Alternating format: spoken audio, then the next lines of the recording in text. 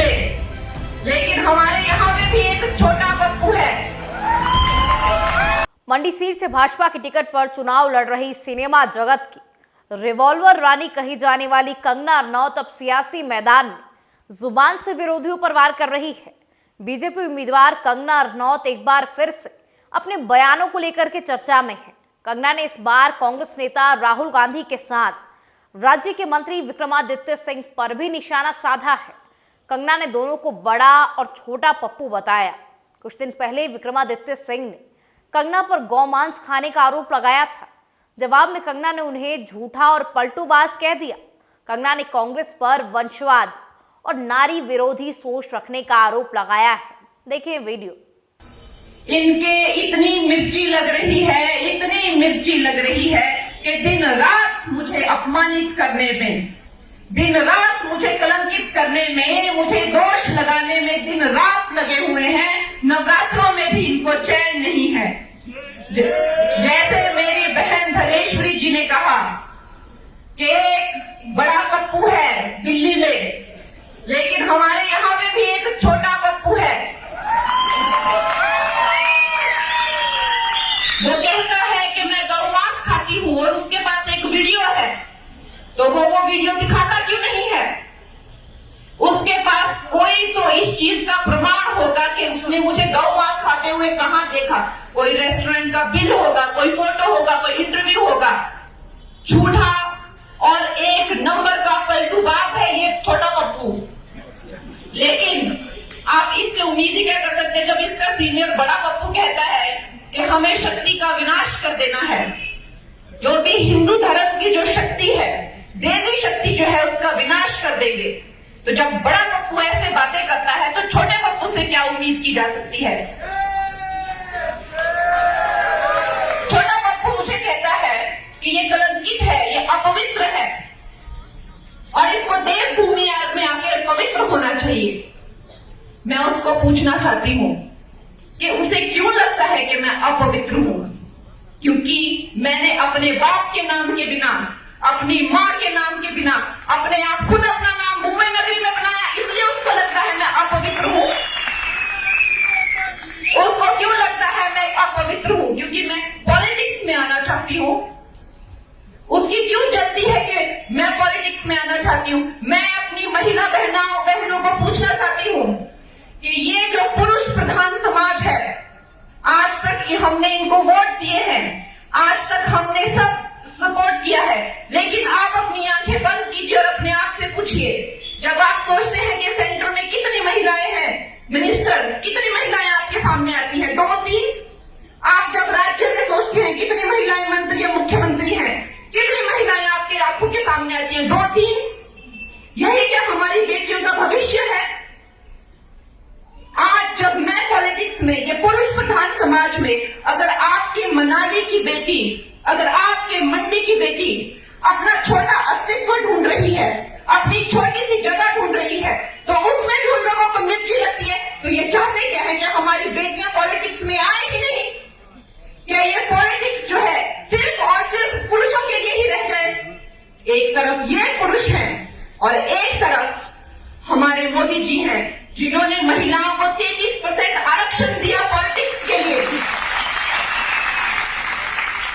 आज मैं ये सब पप्पुओं को, जो भी है, जो मुझे धमका रहे हैं, मैं चुनौती देती हूं कि ये तुम्हारे बाप दादाओं की रियासत नहीं है जो तुम मुझे डरा के धमका के यहां से बाहर भेज दोगे। ये नरेंद्र मोदी का नया भारत है। यहाँ एक छोटा सा गरीब माँ का बच्चा जो चाय बेचता था रेलवे स्टेशन पर, आज वो इस धरती का, इस देश का सर्वोच्च नायक है, सर्वोच्च प्रधान है, सबसे बड़ा प्रधान सेवक है। ये वो भारत है। मैं गरीब घर की बेटी, मैं ये चुनाव जीतूंगी, लड़ूंगी और बार-बार जीतूंगी। इसके बाद अब कंगना के बयान पर विक्रमादित्य सिंह ने कहा कि मैं उनका सम्मान करता हूं। इससे कोई फर्क नहीं पड़ता कि बीजेपी से कौन उम्मीदवार है। हम बीजेपी की ताकत के खिलाफ लड़ रहे हैं। वो जिस तरह की भाषा का इस्तेमाल कर रही हैं, वो दुर्भाग्यपूर्ण है और राज्य की समृद्ध संस्कृति और परंपरा के खिलाफ है। देखिए वीडियो। नमस्कार साथियों, आज भारतीय जनता पार्टी की जो मंडी से प्रत्याशी है, हमारी बड़ी बहन जिनका हम बहुत मान सम्मान करते हैं, कंगना रनौत जी, आज मनाली में थी और एक कार्यक्रम में जिस तरीके की भाषा शैली का प्रयोग उन्होंने किया है, शब्दावली का प्रयोग उन्होंने किया है, खास करके हमारे लिए, कांग्रेस पार्टी के लिए, हिमाचल प्रदेश के लिए, उसके लिए मैं उनको कोटि कोटि उनका नमन करता हूं। आज तक इस तरीके की भाषा शैली का प्रयोग हिमाचल जैसी पवित्र देवभूमि में नहीं हुआ होगा। खैर, मैं ये कहना चाहता हूं कि वो जिस मनाली के मंच पर थी, अगर उन्होंने इस शब्दावली के बजाय अगर मनाली के मुद्दों की बात करी होती, आपको याद है कि कुछ ही दिनों पहले, कुछ ही महीनों पहले सदी की सबसे बड़ी आपदा मनाली में आई, हिमाचल में आई, मंडी में आई, और आप कहती हैं कि मेरा घर मनाली के अंदर है, मैं मनाली वासी हूं। मगर क्या आप आपदा के समय में एक दिन भी मनाली में गई? हम आपदा के समय में, चाहे आपका आलू ग्राउंड है वहां पे उपस्थित रहे, पतली कुल का ब्रिज हमारी सरकार द्वारा रिकॉर्ड जो है 48 घंटे में उसको हमने मौके पर जाकर ग्राउंड जीरो पे जाके उसको रिस्टोर करवाया। लेफ्ट बैंक जो पूरी तरीके से क्षतिग्रस्त हो गया था, वहां पर जाकर हमने उसको रिस्टोर करने का कार्य किया। हम दिल्ली में जाकर केंद्रीय मंत्रियों से मिले, नितिन गडकरी जी को हम हिमाचल में लेकर आए, मनाली लेकर आए, और मनाली में उनको हमने जो है ग्राउंड जीरो की स्थिति से अवगत करवाया, मुख्यमंत्री जी ने उनको अवगत करवाया। इसलिए अगर आप इन तथ्यों के ऊपर बात करें तो अच्छा होगा। हम आपका बहुत मान सम्मान करते हैं, मगर मैं आपको ये कह देना चाहता हूं कि हिमाचल की जनता को कोई लेना देना नहीं है कि आप क्या खाती हैं और क्या मुंबई में पीती हैं। ये हिमाचल के मुद्दे नहीं है। मेरा आपसे निवेदन रहेगा, since you are the candidate of Mandi parliament constituency from Bharatiya Janata Party, please talk on issues. आपका क्या विजन है? आप क्या हिमाचल प्रदेश के लिए, मंडी संसदीय क्षेत्र के लिए करना चाहती है? क्या आपने आपदा के समय में किया? क्या भूमिका आपकी आने वाले समय में रहेगी? कितना सहयोग आपने पूर्व में दिया? इन सब चीजों के ऊपर बात करें।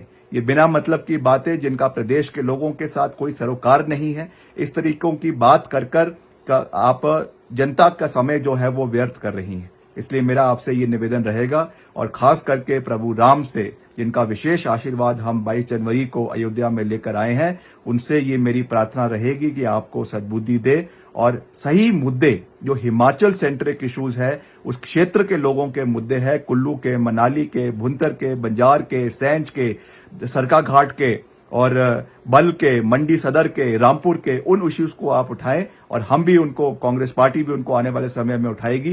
And let's have a focused debate on the developmental trajectory of Himachal Pradesh. और ये बिना मतलब की बातें, खाना पीना क्या है, इसके बारे में फोकस ना रखें। ये हिमाचल प्रदेश की भविष्य के लिए अच्छा रहेगा। आपको हमारी बहुत बहुत शुभकामनाएं। आप मंच पर इसी तरीके से जो है शब्दावली का प्रयोग करते रहें। आपको हमारी बहुत बहुत शुभकामनाएं। जय हिंद, जय हिमाचल, जय श्री राम।